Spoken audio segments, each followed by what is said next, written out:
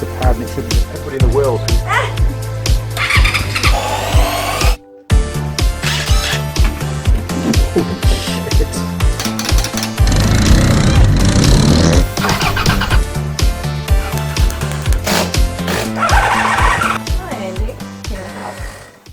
Now then, crew, and welcome back to the Andy Mechanic YouTube channel. And finally, I've got a couple of hours spare this Sunday afternoon to continue some of the work on Alan's CB750 of the K2 variety.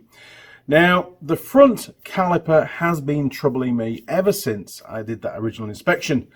At the moment, I'm currently using my little tiny tripod from, sorry, that was horrific, wasn't it?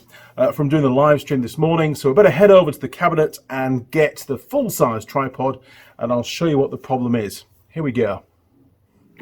Right. Jeez, honestly, not very organised. Hello, tool girl Lily. Hope you're all good. Holy crap, it's just full of stuff. No room for my gear anymore. Bloody tool girls, honestly. Right, let's get back to the bench. Oh, much better. Okay, let's have a look at this bike and I'll show you what the problem really is. Now, if you've had a CB750 K2 in the past and you bought it brand new and you spotted this kind of movement on the front brake caliper, please let me know, because at this point in time, nobody yet has been able to validate for me whether this is normal movement or it's because bushes are now worn. My professional opinion, it just doesn't look right. Although I am told they do currently pass the warrant of fitness here in New Zealand with this movement. I'm just not happy with it. I think I need to fix it. So, well, what's it all about, Andy? Let's take a look. Now, we've got a swing type caliper, very old school design. You don't see this on modern bikes anymore because, to be perfectly honest, they're not actually very good. But whenever you apply the front brake, and I've just jacked it up, and I haven't got the hoist at the moment, that's got Tool Girl Holly's bike on it, it's not mobile, there's no back end in there. If I spin the wheel, you'll see the caliper rides up on the disc. That's not good, in my opinion. That shouldn't be happening, and if I move the caliper by hand, you can see it's got all this movement. I'm not very happy with that. Not very happy at all, because potentially it has the ability for the pads to go beyond the outer diameter of the disc, and then that part of the pad won't wear, and then the pads start to wear in basically a wedge shape, and it all goes to pot. So I'm going to whip this caliper off. We'll take a look on the bench and see what's what. First job, let's get rid of this hydraulic pipe, because obviously I need to disconnect that. And what we don't want to do is get loads of hydraulic fluid all over the brake disc. That's also a very bad thing to happen. It tends to get inside the steel and very hard to get out. I usually find you've got to warm it up with a blowtorch to burn out the actual brake fluid. Otherwise it's never the same again, unfortunately. Geez, there we go, that's that. So we're nice and free on there. We'll undo the pipe now. Okay, let's try and get a few rags around here. Work shirts are great, aren't they? All work shirts, can't go wrong.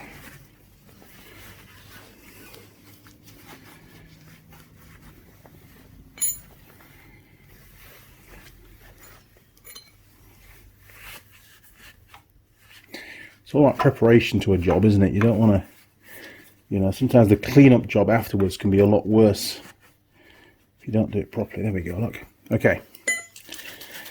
Now, this looks pretty rusty, and I have noticed it's also an 11mm spanner size.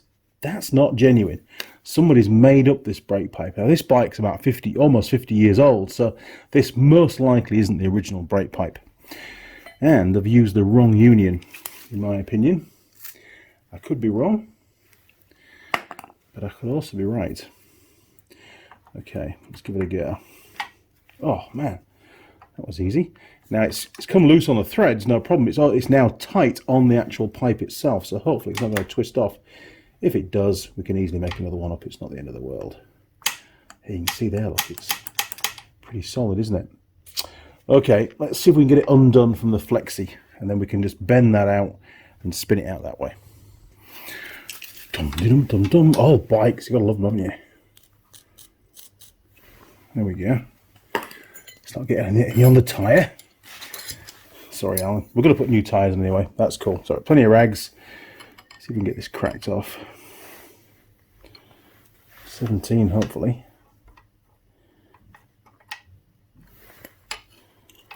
Oh yeah, there we go.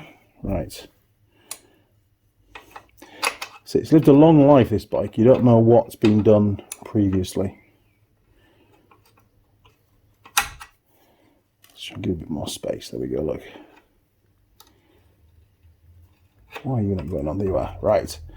Okay, make sure we're on properly because it could be tight. Oh, brilliant. Okay, let's get rid of that. There goes the brake fluid.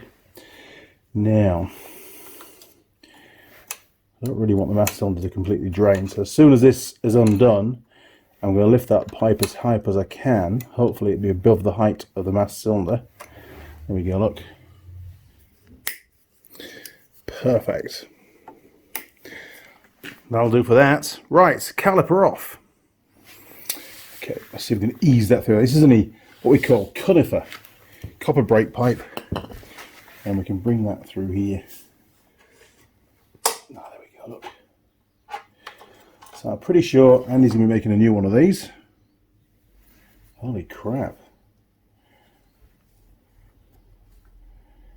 Right, hang on. Don't want to stress those threads because it doesn't feel like it's in very much, to be honest. There we go. Wow, it's like 3 turns. That's no good at all, is it? Okay, I might have to reuse the union, but I'll definitely fit a new bit of brake pipe in there. That one's fine. It should just twizzle on the pipe like that one. And of course this one is C solid. Not good. Right, let's get those bolts undone, which are a bit weird because they're on this side here, and get the caliper off the bike. Just stick a bit of rag in there and stop any more of that brake fluid coming out when we start moving the caliper around.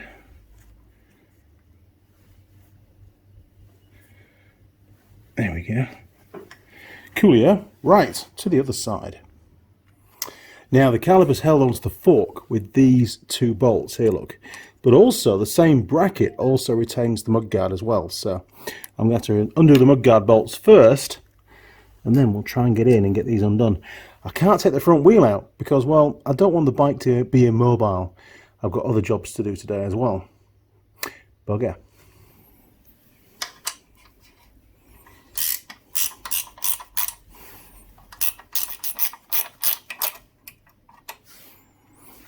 Right, that's both mudguard bolts out of the way. Now there's a weird kind of adjustment bolt here with 2 lock nuts that sort of controls the position of the caliper as it swings across the disc. So we've got to remove that as well, basically. So it's 2 10mm nuts. So I'll grab another 10mm spanner, or crack off those lock nuts and get that removed. Oakley dokley.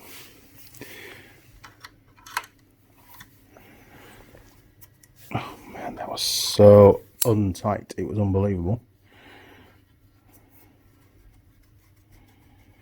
Fingers in the way of the camera there, Mr. Young. Get all the rags out of the way. Jeez, no chance of spillage now, so they can come out of the way. There we go. That's one.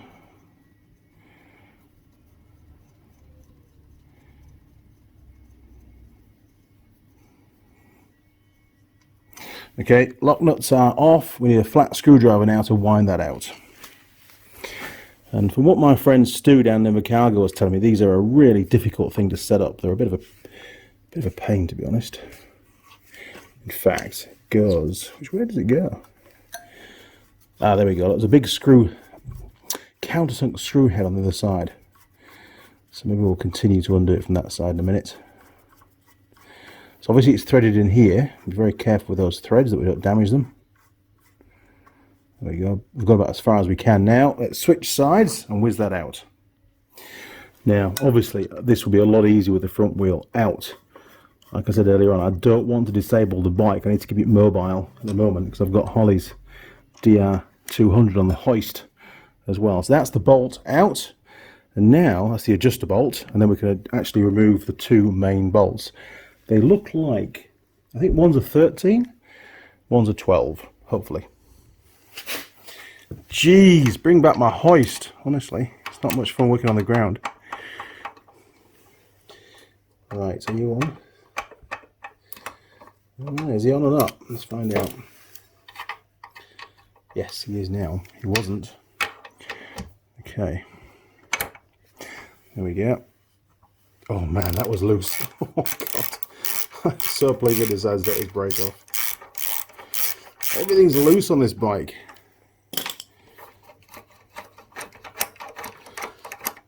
Better than over tight though, isn't it? Right. That's that one. Golly, it looks like a regular off-the-shelf bolt, not the original. Just an M8. Sorry, you're out of focus there because I set the focus. Trying to be professional. Doesn't really happen, does it? Doesn't work. Okay, the other one's up there. That is a 12. Super. Slightly more obscure to get to there. Oh, hang on, need to move the wheel a bit. There we go. Might need the universal joint. Oh no, we're good. We're good. We're on. Well, that's what was holding the caliper on the bike. That was slightly tighter. And no thread lock. What's going on? Honestly. Now, I don't want to use power tools and stuff because that does also stress out the threads and things. It's a very old bike and nobody knows how many times this caliper's been taken off. Probably quite a few over the years. I don't think it's going to fall off.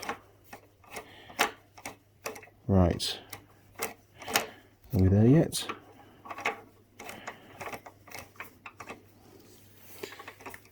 Oh, it's a long bolt. There we go. Okay. And that one, just for my reference, has got two washers on it. It's got a spring washer and a normal washer. There we go, look. And it's got oil on it. That's damp. Jeez. Wow. Okay. We'll pop those in the box. Okay. Hopefully, is that going to come out now? That's the plan. There's another bolt. This one. Crap. Back to the side. Equally as difficult to get to. I think it is also a 13 by the looks of it, so I'll just see if that fits on. It does. And normally I'd have the wheel taken off for this kind of a job, but like I said before, I just don't want to take it off because I haven't got a hoist. The hoist is already in use, so we're doing it on the ground like most people would. Once the caliper's off, we can do it on the bench, can't we? We can take a look and do all the repairs up there, which will be nice and easy because my back's killing me today for some reason. Oh, there we go, look. Right. Again, no thread lock and just an off-the-shelf kind of standard bolt. It should really just be threaded near the end. It shouldn't have threads all the way. So somebody's replaced that with the wrong bolt. Jeez. Okay, let's see if we can get it off now. Now there's a lot going on. We've got all sorts of brackets and stuff in the way. So maybe I've got to take the mudguard off as well. Okay, I'm going to whip the mudguard off because we've got an adjustment bolt back here, which is currently found in the mudguard as well. So mudguard off, quick job. It says quick. Nothing's ever quick, is it? Especially on a YouTube video. Again, I don't think these are standard bolts. These are off-the-shelf kind of stuff.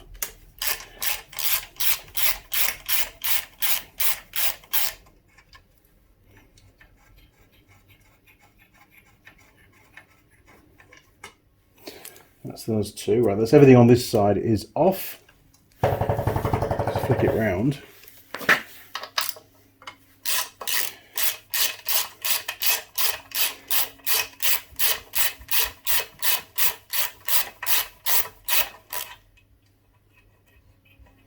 You'll be super careful with these threads. Definitely. Way. Oh man, that's tight. The one tight bolt on the bike has held the mudguard on.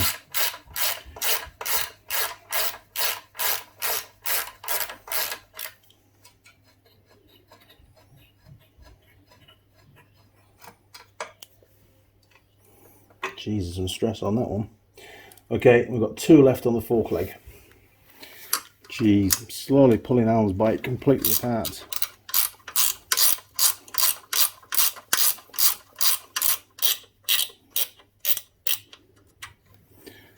You can do it, there we go. That's that one. More at the back.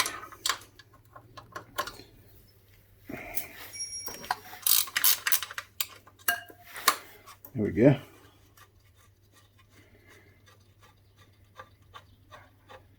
Hopefully I won't need to remove these stays as well, or at least one of them. That'd be a real pain. Last thing to remove, the speedo cable. Oh, there we go. Always something else, isn't there? God damn.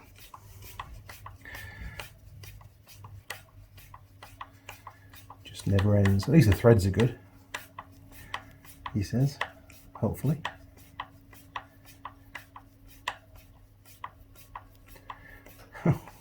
Longest bolt in the world. There we go. Brilliant. Right, we'll stick that back in because that's a very specific bolt. Don't want to lose it.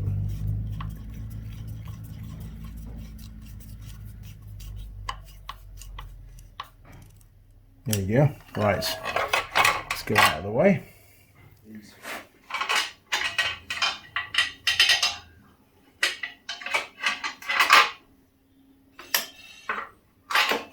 Ha! Fantastic. Hey guys, it's Tool Girl Holly here. Now's the time to grab your anti-mechanic mug. You can find that on the Zazzle website, just up the top here. Once you do, you can take a selfie with it and send it to antimechanic@live.co.uk. That'll throw you in the draw to win some really cool stuff, including forge gear, ting tools, and the anti-mechanic personalised jacket. Draw will be drawn on December 2020. Signing off, Tool Girl Holly. Jeez, it took ages to get that caliper taken off on that the older bikes. But anyway, it's off now, look. And this is the problem. Look at that. That can't be right, can it? So we'll get it stripped down and let's see if we can find some wear. I'm also very happy that I took this caliper off and the bracket assembly because A, some of the bolts aren't standard, and B, they weren't very tight. Oh, and C, there was no thread lock. So lots of potential problems, and you know, you don't want your caliper falling off when you're trying to slow down, do you? No, I wouldn't want that. Okay, let's get in the vise and take a look. Coolio. Well, that's the problem, isn't it? So let's take a quick look at the schematic in the manual and see if there's any replaceable bushes inside there. Okay, so we're in the brakes section. Just going to scroll up. Gives us a few specs which could be handy. What I'm looking for is a exploded diagram showing that caliper. I've got a bit here, look. Now, front hub, forks, caliper. There's nothing about the actual pivot point on there. Got the side view here, look, again with the caliper and the mounts. And we can see the pivot behind the fork in the dots. It doesn't look like there's any separate parts. That's not good. If it's wear in the casting, then we've got a problem. It's not going to be easily repairable. Oh, there's a picture. There we go. Look, so what I'm hoping for is some bushes to be either in these two bits here, the actual sort of yoke piece, or on here either. I think the only way we're going to find out is if we actually take the thing apart. Disassembly, remove the front wheel. Yeah, not today, chaps. I don't need to pull the caliper apart completely. I'm not interested in the actuation of the piston because that's working fine, and then it goes onto the master cylinder. So There's actually nothing here that indicates there's any kind of serviceable part, bushes within that pivot point. Hence, that could be the problem. Okay, back to the bench. Let's take a look.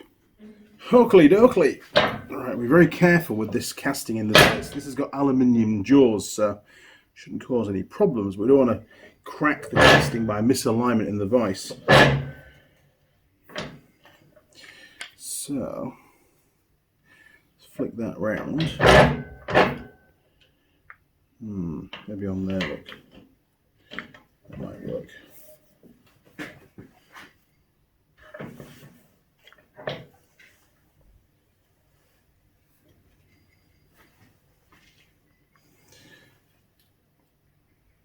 Oh, look at that.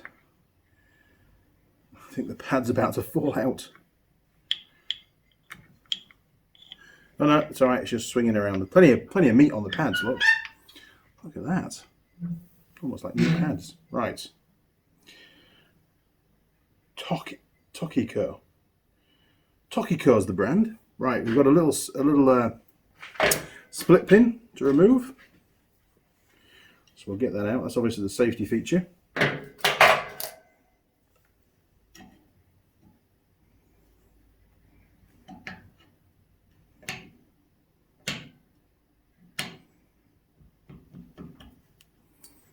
There we go. Okay, let's spin it round again. Let's see if we can get that bolt taken out.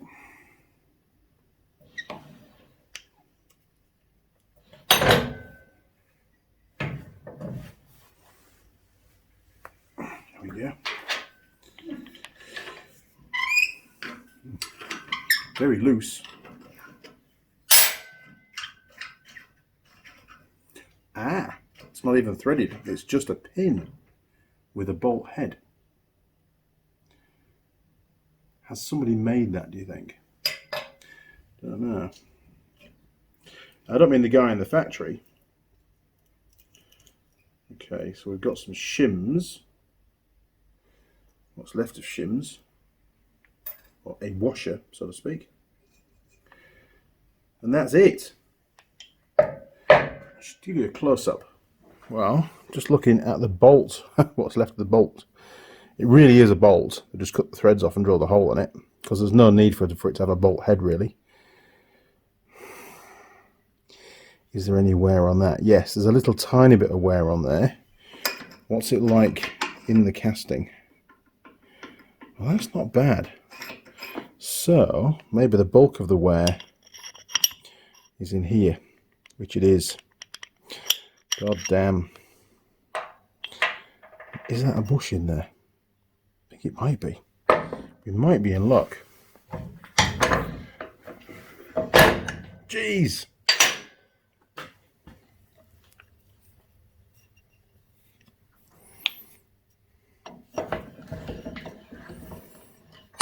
Neat camera work, eh? Because you're on the vise. Right. Let's have a little down the hole, I think. Looks to me like there is the remnants of a bronze bush down there. It's definitely a shoulder. No doubt about that.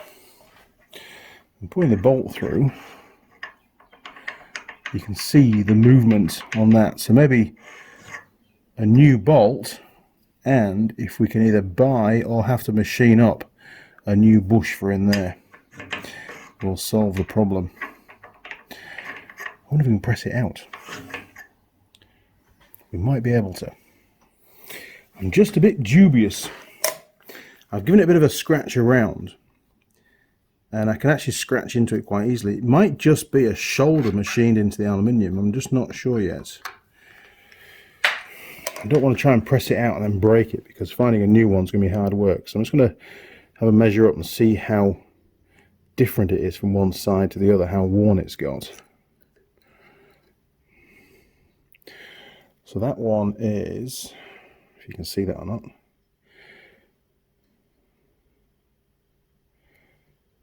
about 11.8, 11.7, sorry, 11.07. across here. Now obviously it's going to be worn, in fact if anything it's going to be worn probably in the other plane. Let's have a little look.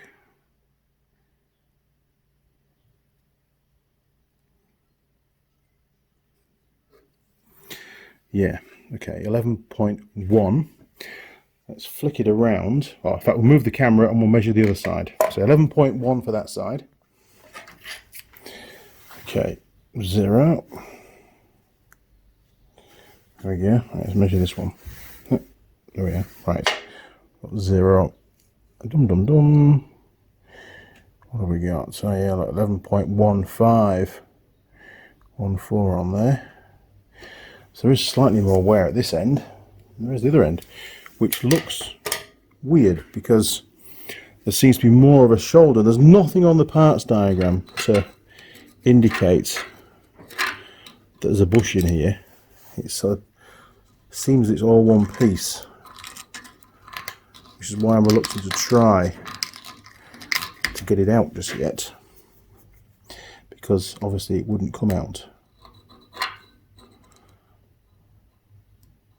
Now that definitely feels harder.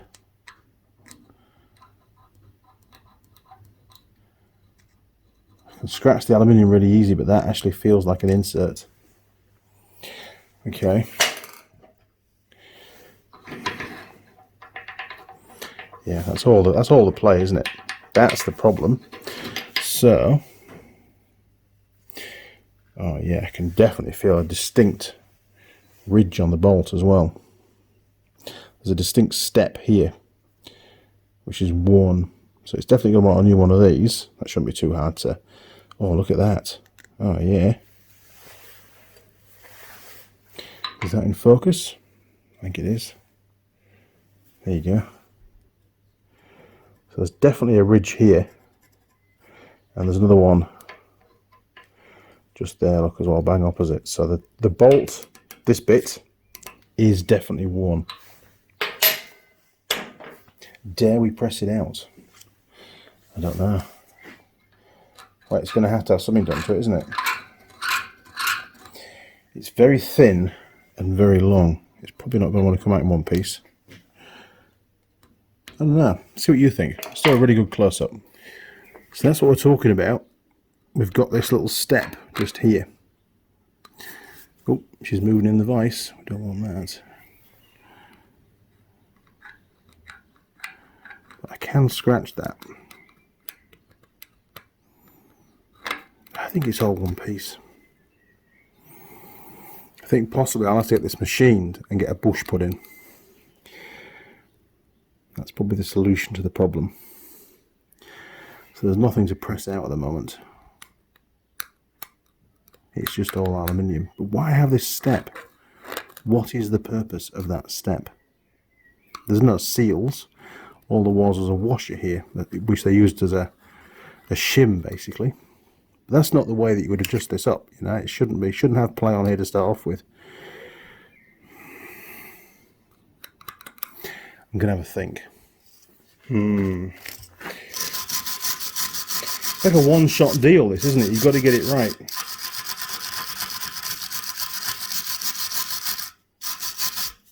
So I'm just going to give it a bit of a clean up. And what I'm going to try and look for is a bit of a step or a gap. Because if there was an insert, you would expect to see some kind of ridge between the insert and the actual casting. And from what I can see, I can't see any. I can't see it.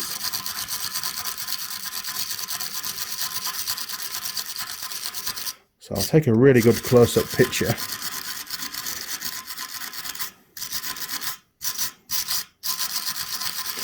If it was a steel insert, I've tried a magnet on it, and there's no magnetic element to it whatsoever. So it's definitely not a steel insert, if there is an insert. Sometimes it really pays to do this kind of research before you get too into it, you know. I know what we use. We use the microscope camera. That will definitely show us a ridge line.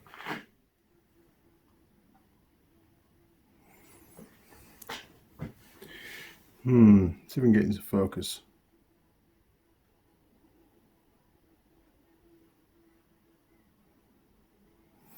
There we go. Jeez. I mean, it does look potentially two different metal types, doesn't it? You know, from the outer ring here to that inner piece. But it's also quite badly marked, which indicates it's quite soft, and it's, you know, it's silver in appearance. It's not bronze. So if it was silver, it'd be steel. And I think it's too soft to be steel. I have a really strong opinion that that actually is part of the casting, and the whole thing is just made of aluminium, which of course is going to wear really quickly, isn't it? It's not good.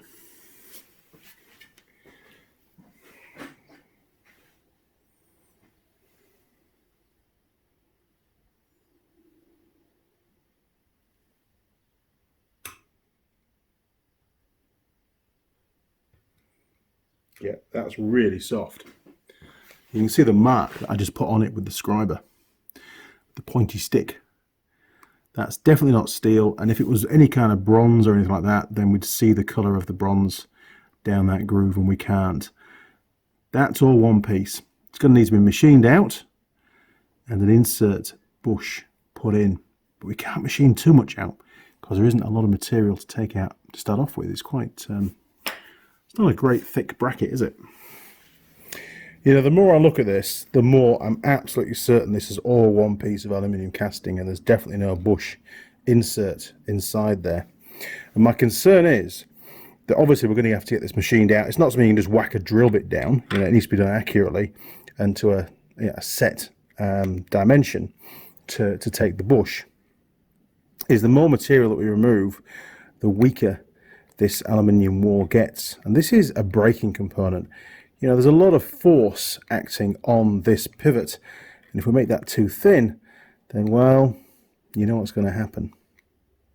It's going to cause that to fail. It's going to crack, and then of course the caliper is going to go around with a disc, you know, potentially, and you're going to lose all your front brakes. So it's not a you know, you've really got to think and plan your attack with these things to make sure that you keep safety there. And to give you an idea, if we just measure it up, at the moment that wall thickness is, what have we got? It does get thinner in the middle as well. It's sort of increased at the end here. So we've got, if I just lock that off, we've only got 5.8 millimeters of wall thickness to play around with. If you take 2 millimeters out for the thickness of the bush, then you're down to 3.8, which is not good at all. And it scallops down, I would say, well, let's have a look. It's almost round. If we measure that, there, look, 23.7, and then go down to here, that's 21.5. What was that one? 23.7? Yeah, to 21.5. So that's another 2 millimeters. So it drops down another millimeter either side in the middle. I need to speak to Alan, see what he wants to do. I'll be putting a bush in there. If we can just we could do the bush maybe just 1 mil or 1.5 mil thick. And if we make it a steel bush rather than a bronze bush, that's going to add some additional strength to the whole thing. Whereas bronze is really soft. Yeah, that could be the answer. Well, there's not much more that I can do today. We've certainly identified what the problem is, and it's a combination of wear on the pin and wear on this particular part here. So the inner part of the pivot, the part that goes down to the caliper. And it's quite a long distance, you know. It doesn't take a lot of movement here on the pin to create quite a lot of movement all the way down at the caliper end. Ah, dear, oh dear. This bit doesn't seem too bad. I think with a new pin it'll be nice and snug in there. Shouldn't be a problem. And as regards the pin, I can easily make up one of these. End of the day, it's just a bolt, isn't it, by the looks of it? You know, and we can find the bolt and measure the actual diameter of the bolt shank, and then have the bush machined, or I can machine the bush on the lathe, so it's a really snug fit on this pin. One thing we've got to be careful of, though, I suppose, is, you know, with thermal expansion, as the brake warms up, we don't want this thing to bind up either. So we're going to give it a little bit of margin. It's not easy. Okay, well, that's it for today on that. Obviously, this will be, you know, two-part video. I mean, it's all part of the series of doing the bike up. So at some point in one of the future episodes, hopefully we'll have the parts we need. We can install them and get the brake back on the bike in a workable condition. For those that you're interested, this is what I use for that close-up. It's a digital microscope. Very, very cheap. I think this was through an advert on Facebook. I don't sell them. I just bought it because I thought it was useful, and it is really, really useful. I used to have some screen capture software that worked. That was Screencast-O-Matic. I did renew the subscription, but for some reason it doesn't accept my password anymore, and that's why I had to film the screen on the laptop as opposed to use the screen capture software. So my apologies for any kind of glare on that. It does, however, give me the ability to point to things on the screen, and you can see it a lot more clearly. So it's sort of 6 and 2 3s whether I bother hassling them to try and get it sorted out. Anyway, if you enjoyed the video, and don't forget there's 4 other videos in this series already up on the channel, so you can start at the beginning and work your way through if you like. And there's going to be an awful lot more. There's a heap of work to get done on this bike to get it through certification and back on the road here in New Zealand. Future videos that are coming up will be the ignition system, points ignition, wasted spark system on this particular bike. We've got new parts, new points, new condensers. We're going to fit those, fit the original coils, new plug caps, and take some readings on spark strength using the scope and a spark tester and so on. And then we're going to install a dyno ignition kit, electronic ignition kit. That's new coils and an electronic pickup as well, which will be really cool to see how much more efficient it makes that ignition system, how much more accurate it is. We're not really looking at additional power from the bike. We just want it to be nice and easy to start, and to start on all 4 cylinders. When the bike came into the workshop, the ignition system was in a terrible state. We had very badly corroded connectors, burnt out points, incorrect points gap, 2 failed plug caps. Honestly, it was just a catalogue of disasters. But we are getting there. I think all I'm waiting for now are some new HT lead to go between the new Dana coils to the new plug caps. So I'll get that next week, and then I can do that video. If you enjoyed this one, why not click on the subscribe button? You'll see a little gear icon turn up. Click on that, and then you can tick the box or ring the bell to turn on notifications. And our friends at YouTube, well, they're going to send you an email as and when I upload any new videos. That way you won't miss out. I hate missing out videos that I watch on YouTube, you know, series and stuff. Colin Furs, Bad Obsession Motorsport, Ivan, Eric O down at South Main Auto, Keith. Man, there's loads of really good channels out there. So turn on the notifications. Let us annoy you. Let YouTube annoy you and remind you when a new video is coming out. You'll also find me on Facebook, Instagram, and Twitter. You can communicate through any of those portals. If you want to, you know, a diagnostic question answering, if I can, flick me an email through, andymechanic@live.co.uk. You can also go onto the Patron page. There's heaps of information about why the channel got set up, and a bit of background on the Tool Girls and other bits and pieces, you know, about the show. If you'd like to support the channel, you can do that through Zazzle. We sell, there's some Andy Mechanic merch on the Zazzle store, and again, there's a link in the description. You can also become a patron to the channel, or you can send a donation direct through PayPal. Anything that comes through, very much appreciated. You know, there's quite a few of the viewers now have supported and continue to support the channel, and if you're one of them, thank you very much. We really do appreciate it down here. And it gives us the ability to do the various projects that we do because, you know, it all costs money. Okay, crew. Well, until next time, thanks for watching. Cheers. Over and out.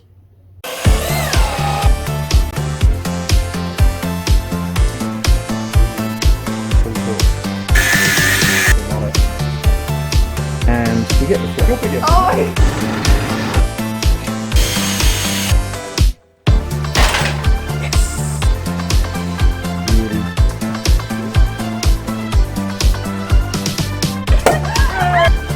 Ha ha ha!